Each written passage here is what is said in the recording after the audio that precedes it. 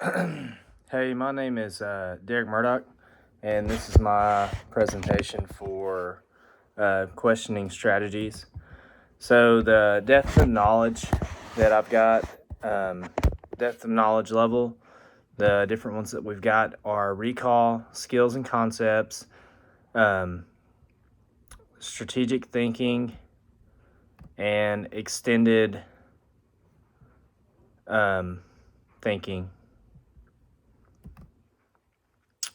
So for level one, recall and recollection, some of those are simple exercises and procedures. Students need to recall facts, terms, or formulas.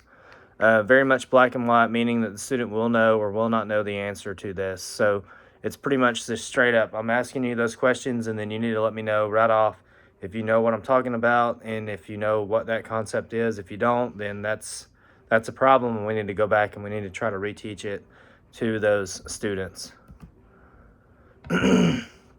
Knowledge application, so appropriate steps to answer the question.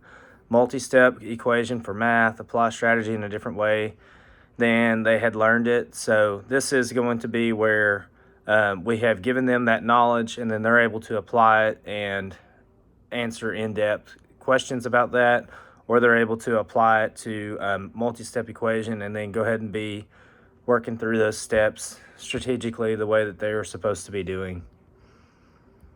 The next one, level 3, is strategic thinking. So that's more abstract questions that could be different from correct steps and answers and can reach dissimilar conclusions. So this can be where, really their brain can go ahead and be expanding on what they know, what they're able to show us that they know, and the way that they actually interpreted whatever the information was that was given to them. So it may be different from what you and I would be able to see in that, and that's okay. That's what you do it for. You allow them to be able to express their feelings and how they felt about the piece that they read.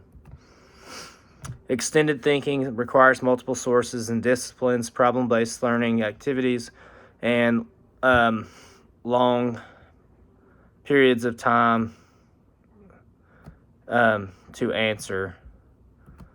So with that, you've got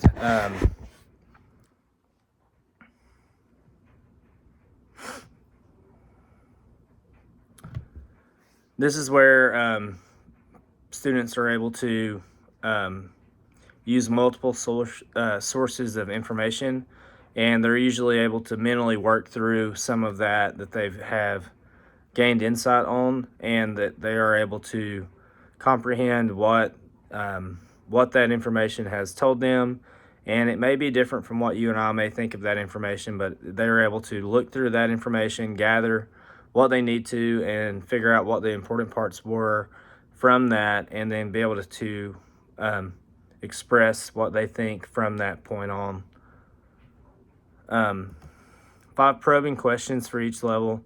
So level 1, recall: who was the president of the United States during the Civil War? That should just be, straight up, they should know. Who was the Confederate general considered one of the most skilled military commanders during the Civil War? That should be something that they would be able to know right off. Name 3 significant battles of the Civil War, including one considered a turning point in the war for the Union. What major social change resulted from the Civil War in the United States? Emancipation of enslaved people. What was the goal of Sherman's march to sea, and which major city was targeted during this campaign? The knowledge of application. So let me move this over so I can make sure I read the whole thing. How did the geography of the South influence the course of the Civil War? What role did African Americans play in the Union military? And what were the key factors that contributed to the Confederate defeat at Vicksburg? How did the Emancipation Proclamation impact the course of the war? And then compare different aspects of war, such as the Union and Confederate strategies, key figures, and battles. So this is stuff that they would be able to look up and be able to understand what was the most important things that were part of the war. So this allows them to use different strategies as far as what the events were that impacted certain things that happened in the war. Using this is the start to deeper overall understanding to the questions and more logical thinking. Level 3 is strategic thinking. What were the potential benefits and risks of the Confederate strategy to prolong the war and hope for foreign intervention? How did the Union's naval blockade affect the Southern economy and war effort?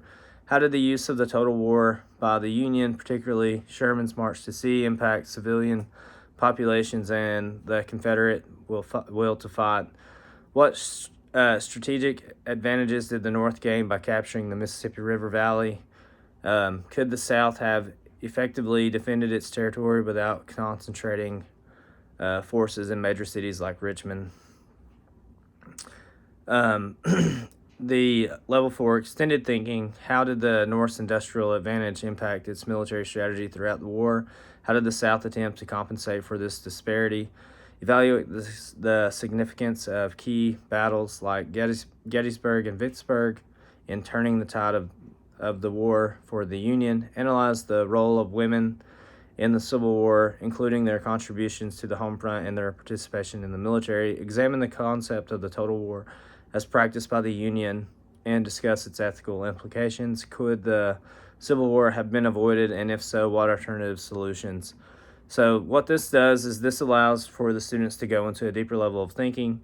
This allows for them to think about different solutions that could have been used and being able to abstract different topics that were main points of the war and what were ways that maybe the whole thing could have been avoided in general. Using probing questions for formative and summative assessments. For formative assessments, we can use probing questions that allow us to check their understanding during this lesson to see how much the students know. Being able to ask a student to explain the concept in their own words allows them to show their understanding and knowledge of the subject. For summative assessments, we can have students analyze a real-world problem similar to the ones that they had when they were learning the Civil War. And then this can also help after the learning activity to see what students recall from the lessons and being able to give us an overall understanding of what they completely understand from the Civil War in general. And then 2 digital tools that can be used for the higher thinking is Google PowerPoint slides. I really enjoy being able to put slides together and stuff like that for students and being able to see them be able to have a layout of how everything went, no matter what side of the war or whatever, north, south, whatever, and then understand those main important points, those important wars and stuff like that. That's also something that I think was very important. And then Google Doc research papers. So this allows them to go more in depth with either the North, the South, or whoever they want to do with as far as that topic goes. No matter where they're from or what their interest is, and then that way they're able to see this is what their thinking was. This is why they were doing what they were doing, whether it's right or wrong. They were able to see this is what this side did for the reasons that they were doing it for. Whether it be right or wrong, you still have to have a side that you're going to choose as far as that goes, and that allows them to understand that side better, even if it's not the side that they would have chosen. Obviously, now I think everyone knows that a lot of those things that the South was doing was very wrong, and it's good for everybody to be able to have a deeper understanding of what was going through their minds, why they were doing those things, and now you can understand that this is yes, this was wrong, this is why they were doing it. We needed to find a solution to be able to help them to support whatever the situation may be. But that is all for this project, and really appreciate you allowing me to go back and talk about this again. I know it's been extremely late, but I really appreciate you working with me for this, and I have enjoyed the course. Thank you for your time.